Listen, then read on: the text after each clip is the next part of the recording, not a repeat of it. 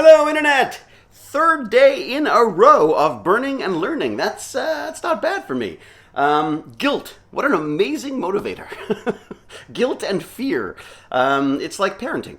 This is a burn and learn, and a burn and learn is my bid to stay alive and fit long enough to raise my amazing son and to enjoy the coming twilight years with my brilliant, beautiful wife, Jane. I hate exercise. I hate it. It's boring. It's miserable. It sucks. And it's so boring that I like to learn things while I'm doing it. Then I like to share what I've learned with you in the sweatiest, most grumpy, miserable way possible. So here I am now on YouTube doing just that. Today, 40 minutes. I did 40 minutes on the torture device. Felt every freaking second of it. I think it must have something to do about being later in the day or something, or maybe the food or something. But I'm really dragging my legs around that machine today. But that said, I did spend 40 minutes watching Unnatural Selection on Netflix. This is this amazing documentary series that David Ishee recommended to me. David Ishee being a bioengineer or biohacker that I met at the bioengineering conference in Las Vegas this year, Biohack the Planet. It was put on by the Odin and Josiah Zahner, who runs that amazing company that gets bioengineering kits and courses and education and stuff out to people. And they're both such smart, sort of like generous souls.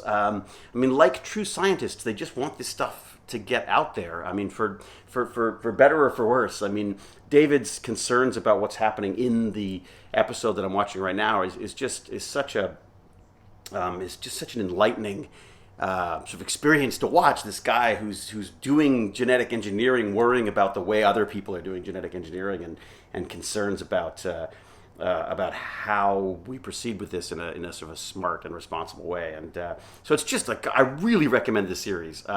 They've made it fun. They've made it exciting. There's this wonderful sort of juxtaposition going on right now between trying to eradicate a disease, trying to eradicate HIV and AIDS, and then there's also they're trying to eradicate rats in New Zealand. So they're just sort of looking at these two different situations and the pluses and the minuses and the things that could go right and things that can go wrong. And it's neat. I mean, it's neat to see scientists having to discuss and consider religious and spiritual beliefs and this stuff. I mean, as a non-religious, science nerd, I struggle with this. Like, God, how much credence do you give people who believe in entities looking after us and stuff? And where is the line there? I don't know. I'm saying I don't know, but it's just it's an extraordinary story. It's an extraordinarily interesting times we live in, I must say. And if you want to learn about it, this series is a great way to do it. So thank you again to David Ishee for that, and of course to Josiah, because none of this would have happened without Josiah. I'm looking forward. Maybe I'll see if I can get the two of them together to have like a little roundtable, Magic the Gathering genetic podcast or something.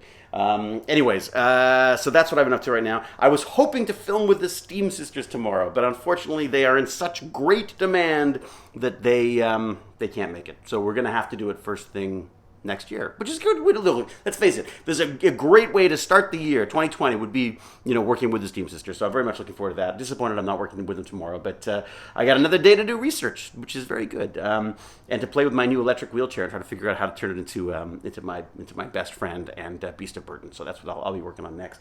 The days of Twitchmas are approaching. That's what we're calling Christmas right now. That's basically the beginning of Bratlet's holidays, when he's hoping to do lots of Twitch streaming.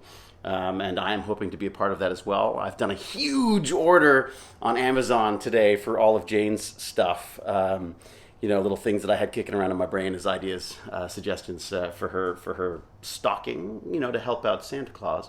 So I've got a bunch of stuff for her for that, which I'm hoping she'll like. I suck at presents, always have. She's amazing at it. Baz is amazing at presents too, come to think of it. And it's never hard to find stuff for Baz because I just think of things that I like.